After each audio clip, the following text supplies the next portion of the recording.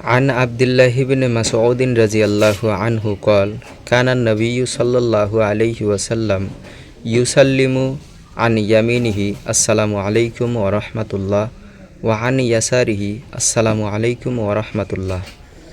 হাদিস সুনানে আবু দাউদের 995 নম্বর এবং সুনানে তিরমিজির 295 নম্বর। অর্থাৎ এই হাদিসের হযরতে আব্দুল্লাহ ইবনে মাসউদ রাদিয়াল্লাহু তাআলা আনহু বলতেছেন যে আল্লাহর নবী সাল্লাল্লাহু আলাইহি ওয়াসাল্লাম নামাজ থেকে বের হতেন ডান দিকে সালাম ফিরিয়ে এবং বাম দিকেও সালাম ফিরিয়ে।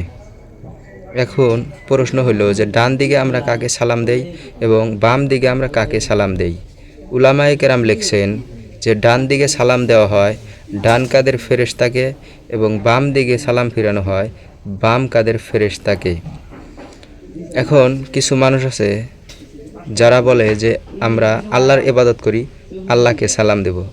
তাদের কাছে আমার প্রশ্ন যে আসসালামু আলাইকুম ওয়া রাহমাতুল্লাহ এর অর্থ হলো যে আল্লাহ তাআলা আপনার উপরে রহমত বর্ষিত করুক।